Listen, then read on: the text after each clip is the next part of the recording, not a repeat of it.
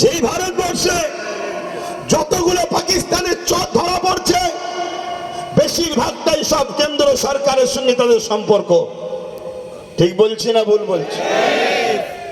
এই ভারতবর্ষে জানি তারা ধর্মে হিন্দু, কিন্তু আমি অসভ্যত মূর্খদের মতো নয় যে হিন্দু ঘরের 10টা ছেলে সন্ত্রাস বলে হিন্দু জাতিকে সন্ত্রাস বলে দেবো।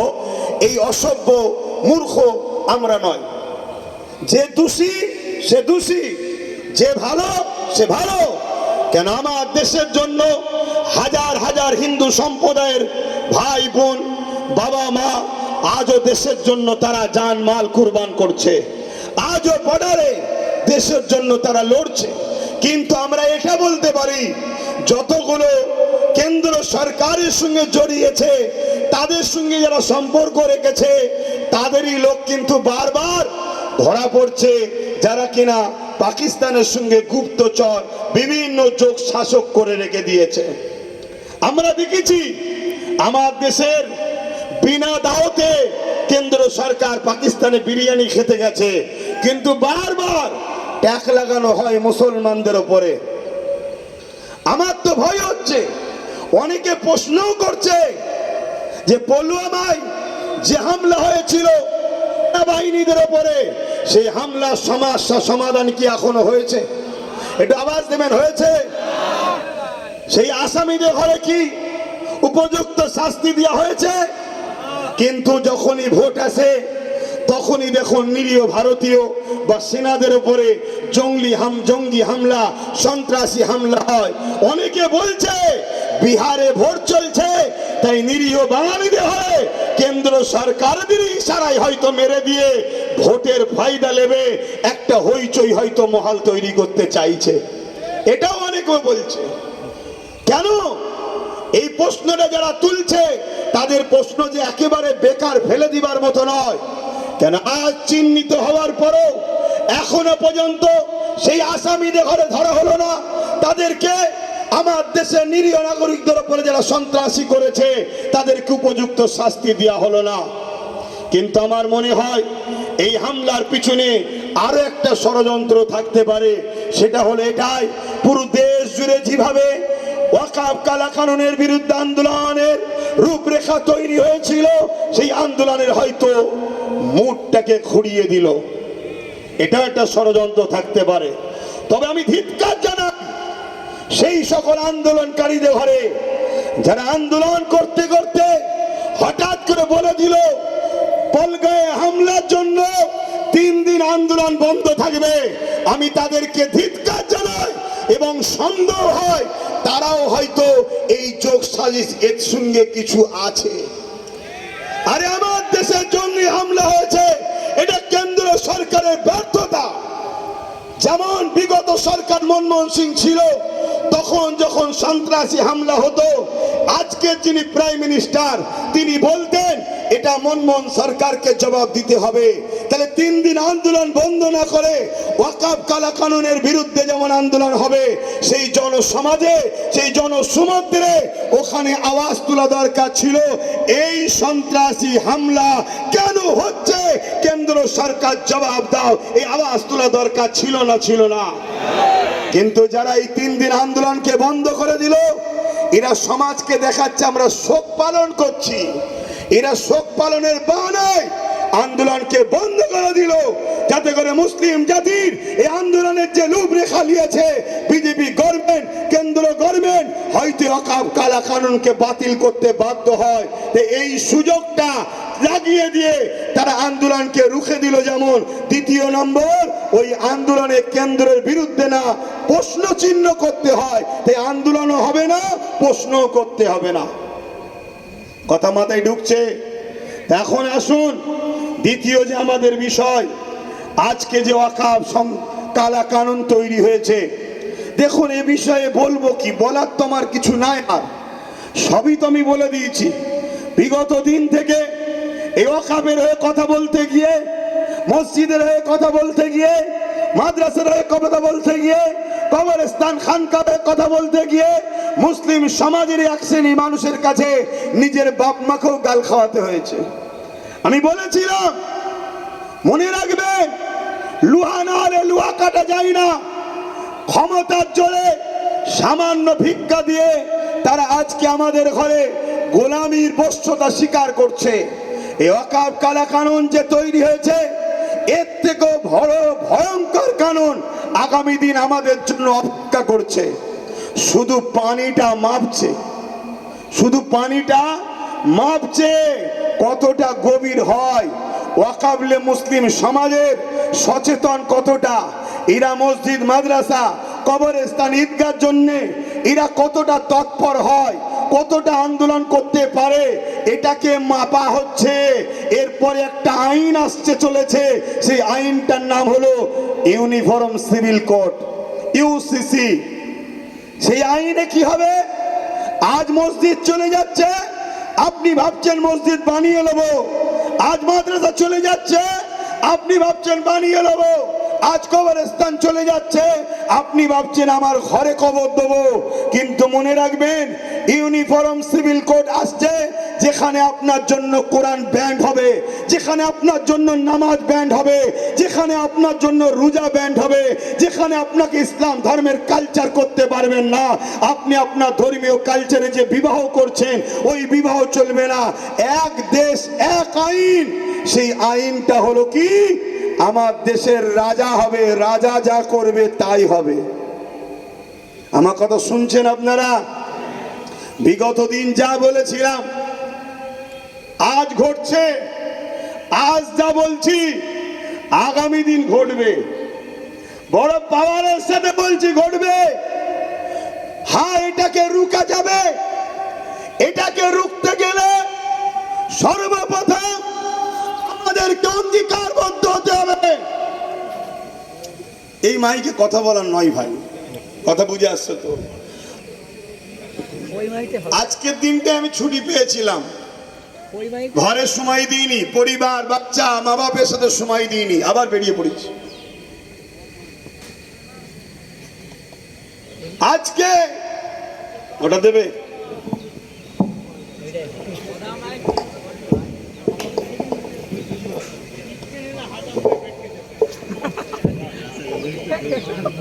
আমি জানি না,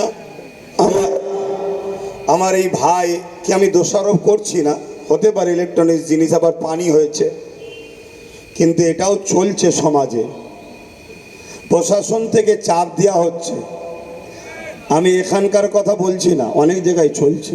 কারণ এখানের প্রশাসন, দত্তপুকুর থানা, আমার জানা মতে সর্বসময় কিন্তু আমাদের সঙ্গে মানববন্ধন, মানবতা এবং সংবিধানের ডায়েরির মধ্যে থেকেই কাজ করছে। আমরা বিগত দিন থেকে দেখে আসছি। এইটুকু আমি বলতে বাধ্য হব, কেন তারা করেছে, কথা বুঝে আসছে। কিন্তু অনেক জায়গায় চলছে এই ঘটনা।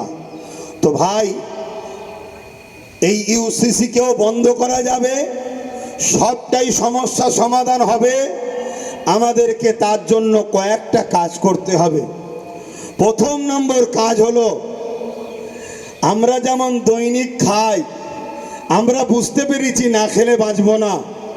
আমাদের প্রতিজ্ঞাবদ্ধ হতে হবে, জীবন দিয়ে হলো সংবিধান বিরোধী কালা কানুন ওয়াকফকে বাঁচাবো। আমরা এই আইনকে আমরা কোনোভাবে লাগু হতে দেব না। এই অঙ্গীকারবদ্ধ আপনারা হতে পারবেন? আমার আওয়াজ বুঝছেন আপনারা? এই অঙ্গীকারবদ্ধ হতে পারবেন? যেমন দুপুরে আপনারা খান প্রতিদিন, প্রতিদিন আপনার মাথায় একটা চিন্তাকে রাখতেই হবে যে আমরা অঙ্গীকারবদ্ধ হচ্ছি। আজ খিলকাপুর মাঠ থেকে হাত তুলে অঙ্গীকারবদ্ধ হব। আপনারা রাজি আছেন? সেই অঙ্গীকার এটাই হবে, হাত তুলে সাক্ষী দেন যে আমরা প্রতিদিন যেখানেই থাকি অঙ্গীকার করছি এই ওয়াকফ কালা কানুনকে বাতিল করতে গিয়ে যদি আমাদের জীবন লাগে, আমরা জীবন দিতে প্রস্তুত। আমাদের যদি প্রয়োজন হয় কারো বিরুদ্ধে যুদ্ধ করতে, আমরা যুদ্ধ করতে প্রস্তুত আছি, রাজি আছে।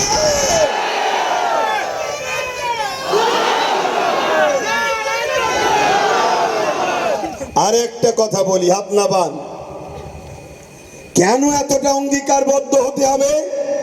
একদিকে যেমন আমাদের ধর্মীয় অধিকার, আর ধর্মীয় অধিকারটা যে সংবিধান দিয়েছে সেই সংবিধানকে বাঁচাবারও লড়াই। কেন্দ্র সরকার সংবিধান বিরোধী আইন তৈরি করেছে, কেন্দ্র সরকার সংবিধানের বিরুদ্ধে, কেন্দ্র সরকার সংবিধানের শপথ নিয়ে সংবিধানের সঙ্গে ধোঁকাবাজি করছে। তাই একদিকে যেমন সংবিধান বাঁচানো আমাদের দায়িত্ব, অপরদিকে তেমন আমাদের ধর্মীয় অধিকারকেও বাঁচাবার দায়িত্ব। এখানে আরো একটা কথা বলি, 132 জন হিন্দু এমপি, মন দিয়ে শোনেন, 132 জন হিন্দু শিখ আদিবাসী এমপি এই কালা কানুনের বিরুদ্ধে ভোট দিয়েছে। তাহলে এই ওয়াকাফ কালা কানুনের লড়াই হিন্দুদের বিরুদ্ধে নাকি আদিবাসীদের বিরুদ্ধে, কোন জাত ধর্মের বিরুদ্ধে? এই আইন যারা করেছে সংবিধানের দুশ্মন তারা, তাদের বিরুদ্ধে দেশবাসীর লড়াই, ঠিক না বেঠিক? তাহলে এই আন্দোলনে শুধু মুসলমান থাকবে কেন? এই আন্দোলনে হিন্দুরা আসবে, এই আন্দোলনে আদিবাসী আসবে, এই আন্দোলনে সাঁওতাল আসবে, এই আন্দোলনে বাগদি আসবে। আসা দরকার আছে না নাই? তারা আসতে চাইছে, আগামী দিন নিয়ে আসবো। তবে আপনাদের ঘরে মুক্তাদায় হাল বুঝতে হয়, মুক্তাদায় হাল বুঝতে হয়। সেই হালটা কি? আজ যেমন ধর্মীয় সবাই রয়েছি, স্লোগান দিচ্ছেন নারে তাকবীর আল্লাহু আকবার, ঠিক আছে, কিন্তু যখন সর্বে ধর্মের মানুষ থাকবে সেখানে নারে তাকবীর আল্লাহু আকবার এটা কি আপনার ইসলাম কি বলছে নাকি? মুক্তাদে হাল ইসলাম বলেছে না বলেনি? তাহলে সেখানে আমাদের আনতে হবে কি? ভারতবর্ষ জিন্দাবাদ, সংবিধান জিন্দাবাদ। আর হাততালি যদি দিতে মন যায়, আমরা হাততালিটা একটু অন্য স্টাইলে দেবো। আমরা ওই পুরুষও নয় স্ত্রীও নয় আর একটা যে লিঙ্গ আছে তাদের মতো হাততালি দেবো না, আমরা হাততালি দেবো এরকম, মনে থাকবে? সবাই দি, সবাই দি, সবাই দি। আমি দলিল দিচ্ছি, হাদিসে আছে দি। হ্যাঁ, এবার শুনেলেন, কালচার শিখুন। আমার নবী পাক সাল্লাল্লাহু আলাইহি ওয়াসাল্লাম নামাজে ইমামতি করছেন, উলামারা রয়েছেন, আমার নবী পাক বিচারে গেছেন এক গোত্রের, অত বড় তো বলার সময় নাই, জলসা এলে বলবো কোনি, বিচার করতে গেছেন। আসরের নামাজের ওয়াক্ত চলে যাচ্ছে, দেরি হয়ে গেছে, তাই সিদ্দিক আকবর ইমামতির জায়গায় দাঁড়িয়ে গেছে। এমন সময় হুজুর এসে গেছে, সাহাবারা কাতার আস্তে আস্তে ছাড়ছে, একেবারে রসুল আবু বকর সিদ্দিকের পিছনে গেছে।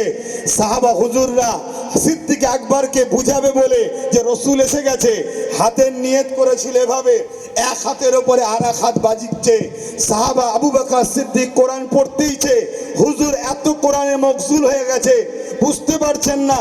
এবারে পুরো মদিনা নবাবির ভেতরেতে এক সমস্ত সাহাবারা একে অপরের হাতের উপরে হাত আঘাত দিয়ে সিদ্দিক আকবরকে জানিয়ে দিচ্ছে যে হুজুর এসে গেছে, হুজুরের জায়গা ছাড়ো। জোরে বলুন সুবহানাল্লাহ।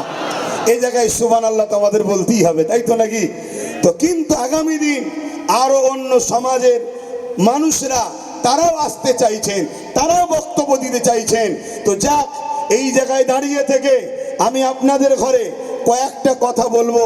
নাম্বার 1, যেটা আমার পূর্বে একজন বললেন, আমার এখন বিপদে পড়েছি, তাই তো নাকি?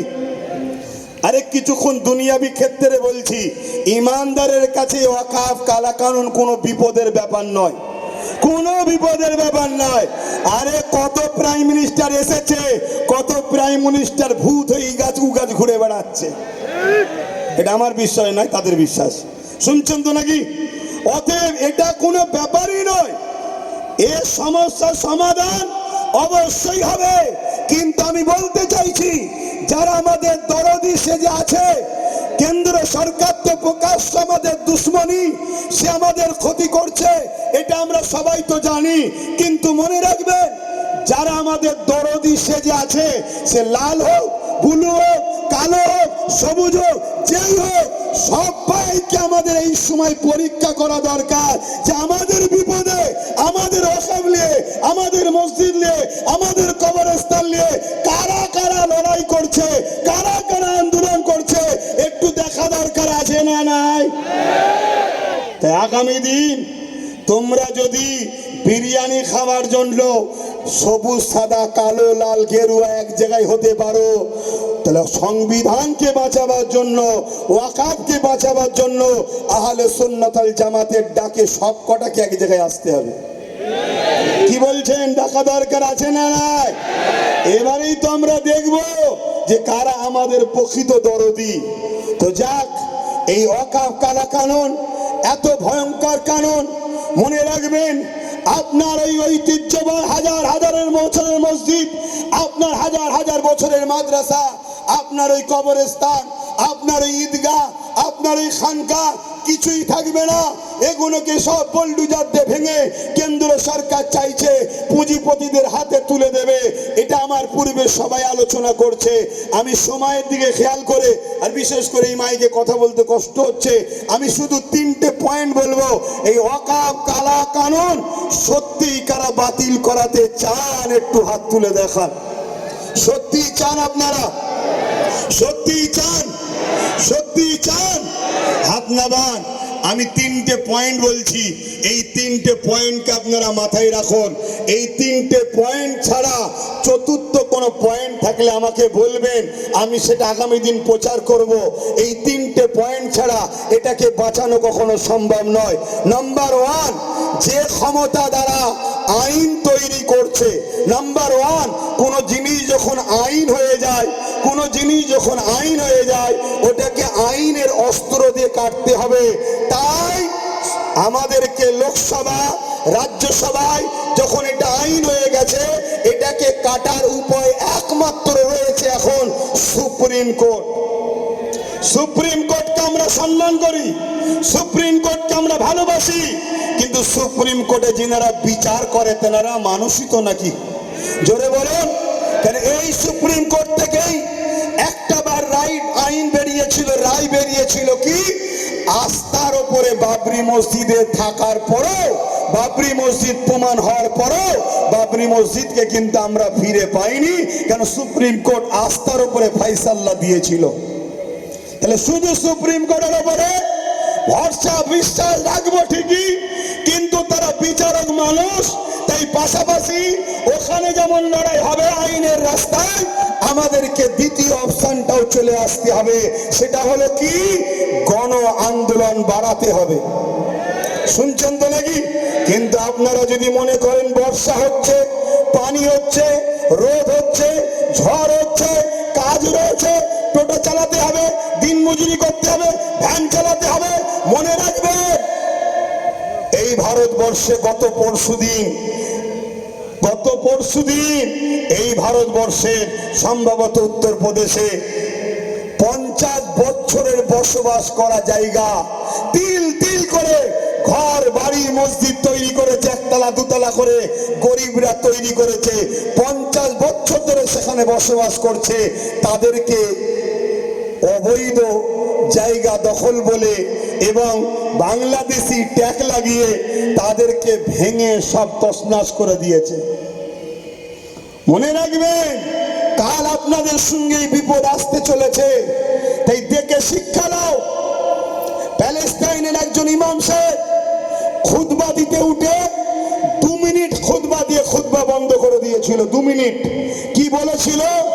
এ জাতির কাছে আমি কি খুতবা দেব, যে জাতির চোখের সামনে 40,000 বাচ্চা ছেলে খুন হলো, যে জাতির চোখের সামনে 70 থেকে 80,000 মানুষ ইনজোর হলো, এবং যে জাতির সামনে 20 লক্ষ মুসলমান ঘর বাড়ি শেষ হয়ে গেল, সে জাতি যদি এখনো ঘুমোয়, সে জাতির কাছে আমি কি বক্তব্য দেব?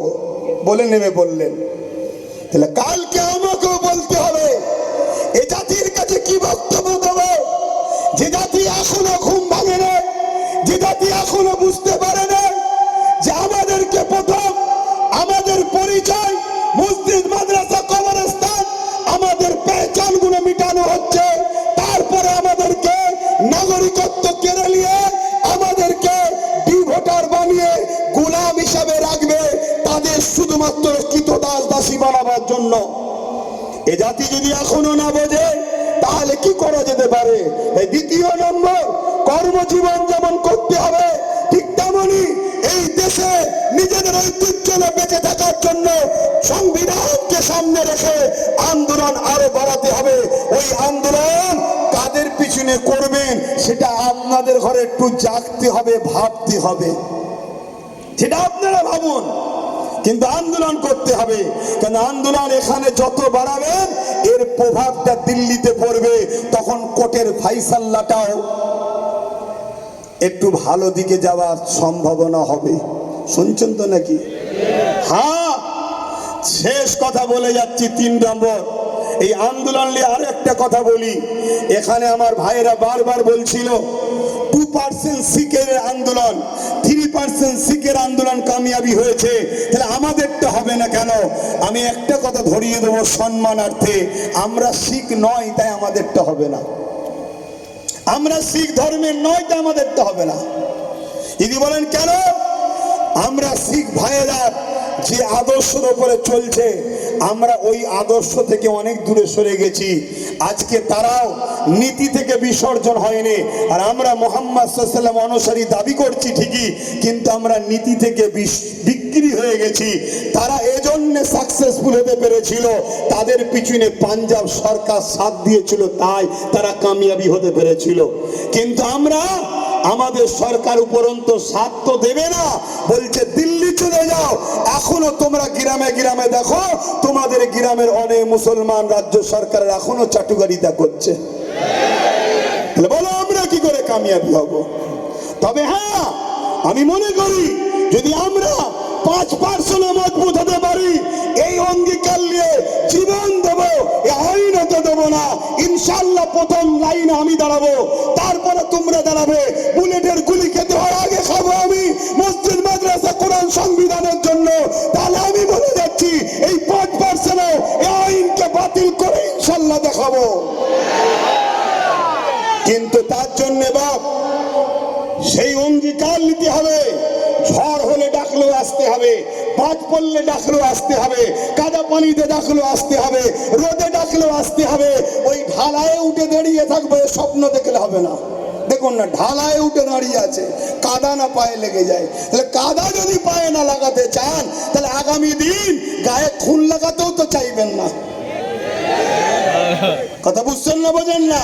সে নিজের হোক আর দুশ্মনের হোক, লাগাতে তো চাইবেন না। তাহলে কি করে হবে? কথা কি খারাপ লাগছে? আমাকে অনেকে বলে যে আব্বাস সিদ্দিকী সব ঠিক আছে, কিন্তু কথা কোনো বড় গরম বলে ফেলে। আমি কিছু গরম বলছি না তো। কেন্দ্র সরকার জোর করে আমার মসজিদ নিয়ে নিচ্ছে, ওটা গরম নয়। কেন্দ্র সরকার দূর হাঁটো বলাটা গরম?